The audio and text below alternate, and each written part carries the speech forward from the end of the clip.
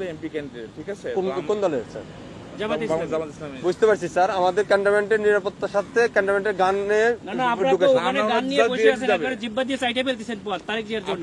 আমরা কেন চাইতে পারবো না? আমাদের স্যার এটা আমাকে বলে তো ইয়া হবে না যে স্যার এটা স্যার আপনি এই হিসেবে দেশটাকে পরিকল্পিতভাবে ধ্বংসের দিকে নিয়ে যাচ্ছেন, আবার পরিকল্পিতভাবে ধ্বংস করতেছেন আপনারা। দিস ইজ টোটালি দেশটাকে টোটালি সেনাবাহিনী কিছু অফিসার স্যার আমি আপনাদের তো যাওয়া নিষেধ করি না স্যার। হচ্ছে বাংলাদেশের সেনাবাহিনীকে আপনারা বিতর্কিত করতেছেন, সরাসরি ডিসক্রিমিনেশন করতেছেন আপনি। একেবারে সরাসরি। আমি প্রধান সেনা প্রধানের সঙ্গে কথা বলবো, স্যার বলতে পারেন স্যার, হ্যাঁ আপনি কথা বলেন। কেন তো আমার গাড়ি আটকে রাখবেন কেন আপনি? আমি তো স্যার আপনাকে না আপনি তো আটকে রাখছেন। আমি তো স্যার আপনাকে যাইতে দিলাম স্যার, আমি তো আপনাকে আমাকে একটু সহযোগিতা করবেন। আমার টোটাল সেনাবাহিনী এদেশের সম্পদ, এই সম্পদকে আপনারা বিতর্কিত করতেছেন আপনাদের ব্যক্তি স্বার্থে। স্যার একটু ব্যক্তি স্বার্থে করতেছেন, ব্যক্তি স্বার্থে সরকারকে এই প্রশাসনকে আপনারা বিতর্কিত করতেছেন। একটু আমাকে সময় দিন স্যার। মানে আরেকটুর জন্য একটা মোটরসাইকেল মেরে দিয়ে চলে গেছিল। এটা ডিসঅ্যাপয়েন্টিং সিচুয়েশন করে সারা দেশে খুব তাড়াতাড়ি আপনাদের জন্য দেশটা বিশৃঙ্খলা হবে। পুরো দেশটাই বিশৃঙ্খলা করতেছেন আপনারা।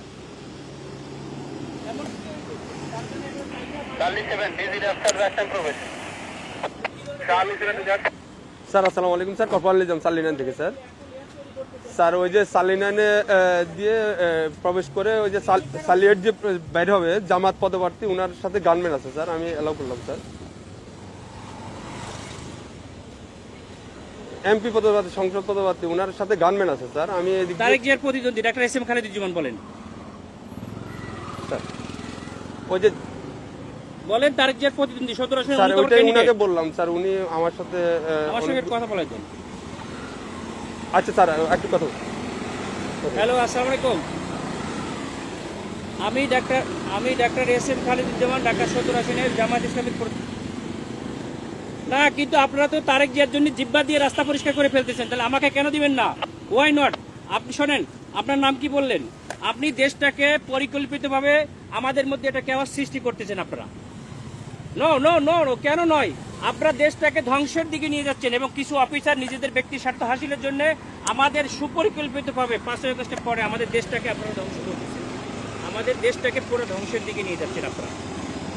আমি সেনা প্রধানের কাছে এটা কমপ্লেন করতে চাই।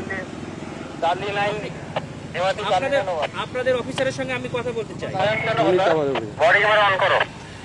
রয়েছে স্যার, বডি ক্যামেরা অন আছে স্যার। আমাদেরকে নিরাপত্তা দিচ্ছে, আমাদেরকে নির্বাচন কমিশন থেকে নিরাপত্তার জন্য দিচ্ছে গানম্যান, আবার আপনি আমাকে যাইতে দেবেন না কেন? স্যার আসসালামু আলাইকুম স্যার। অত্যন্ত সুপরিকল্পিতভাবে আমাদের দেশটাকে ধ্বংস করা হচ্ছে, খুবই পরিকল্পিতভাবে। স্যার বলছি স্যার আমরা এটা নির্বাচন কমিশনকেও জানাতে হবে। স্যার আসসালামু আলাইকুম ভিডিও করো, আমাদের গাড়িটা আটকে তোমরা ভিডিও করো, এটা ভিডিও করো যে আমাদের গাড়িটা এখানে। স্যার সরি স্যার, এখানে ক্যামেরাম্যানে ভিডিও করা যাবে না স্যার। আমরা তো ভিডিও করছেন, আমরা তো অধিকার আছে স্যার। কেন করবেন? আপনারা দেশটাকে পরিকল্পিতভাবে কেন ধ্বংসের দিকে নিয়ে যাচ্ছেন বাবা? স্যার বুঝতে পারছি স্যার, আমি আপনার কথা বুঝতে পারছি স্যার। মানুষ রক্ত দিয়েছে, আপনারা আর রক্ত নিয়েন না আল্লাহর রাস্তে।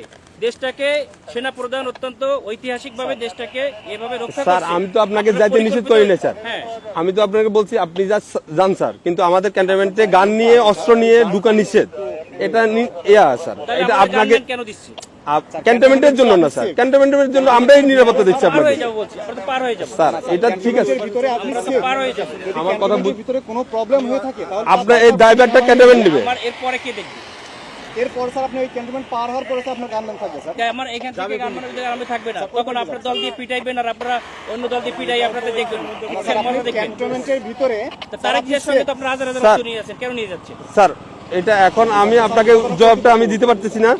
আপনার যদি আপনি যদি কোনো সমস্যা স্যার বুঝতে আপনার আমাদের যদি কোনো ইয়া থাকে, আপনার যদি কোনো কমপ্লেন থাকে, আপনি তো স্যার বললেন যে আমাদের স্যারের সাথে কথা বলবেন, আপনি কথা বলেন স্যার। আমি তো আপনার ওই ইয়াটা দিতে পারবো না, আমরা পারবো না। এটা অসহায়ত্ব প্রকাশ কেন স্যার? এটা তো আমার যেটা নিয়ম স্যার, রুলস আপনারা পরিকল্পিতভাবে দ্বিচারিতা কেন করবেন স্যার? এই জন্যই স্যার আপনি এই কমপ্লেনটা করেন স্যার। আমি তো এই সেটা কমপ্লেইনটা আপনারা কোথায় করবেন? আপনি তো বললেন যে সেনাপ্রধান স্যারের সাথে কথা বলবেন, ইলেকশন কমিশনের সাথে কথা বলবেন। বলছে স্যার গানম্যান নিয়ে এলাও নিষেধ স্যার। আপনার যেতে গেলে এমনিতে আমার কাছে সহযোগিতা করতে হবে স্যার। একটু সহযোগিতা করেন স্যার প্লিজ। না, না, না, সহযোগিতা না, আপনারা অত্যন্ত পরিকল্পিতভাবে দেশটাকে ধ্বংস করছেন, দেশটাকে রক্ষার দায়িত্ব আপনাদের। আপনারা স্যার আমরা তো আপনারা পরিকল্পিতভাবে দেশটাকে ধ্বংসের দিকে নিয়ে যাচ্ছে, বুঝতে পারছি স্যার, এটা তো সুন্দরভাবে আমাদের দেশটাকে একটা কেওয়াস সৃষ্টি করতে যাচ্ছে, মানে লেভেল একটা এজেন্ট হিসেবে একটা পরিকল্পিত স্যার ক্যান্টনমেন্টে আপনি হয়তোবা জানেন কিনা জানি না, ক্যান্টনমেন্টে এই যে এই রুলস গুলা আপনাকে ফলো করতে হবে স্যার। আমরা স্যার ক্যামেরা এমন আছে স্যার, ক্যামেরাটা একটু অফ রাখতে হবে স্যার। মোবাইলে আপনার ইয়াতে রাখেন, আপনার কথা বলতে কথা বললেন, সমস্যা নাই স্যার। মোবাইল হাতেও রাখা যাবে না। হ্যাঁ রাখা যাবে, আপনি ইয়া করতেছেন স্যার। আপনি যেতে পারবেন স্যার, কিন্তু আপনার যে গানম্যানটা এই সময় বুঝছেন, স্যার। সময় সবসময় থাকে না, ঠিক আছে? আপনাদের সময় সবসময় সমান যায় না। স্যার বহুত বড় বড় অফিসাররা স্যার। পা ধরছে 5 আগস্টে পরে আমাদের যাইয়া, স্যার আমরা কিছু বলি নাই, স্যার আমরা এরকম কুকুরের মতো পাছাটা হই নাই, স্যার ঠিক আছে? স্যার আমরা এখন গোলামির না না, আপনারা তো না, গোলাম হয়ে স্যার, গেছেন, আমরা- আপনারা অলরেডি গোলাম হয়ে গেছেন, দেশটাকে ঠিক আছে। বিক্রি করে দিয়েছেন একটা দলের কাছে, যাও, তুমি- দেশটাকে পরিকল্পিতভাবে গোলাম হয়ে গেছে। আমরা এখন কোথায় কমপ্লেন করবো বলেন? স্যার আপনি আমাকে তো back করতে হবে, আমি অস্ত্র স্যার দেয় ওই পাশে যে আমরা আপনাদের পিটানি খাবো আমি? কেন আপনারা আমরা আমাদেরকে কেন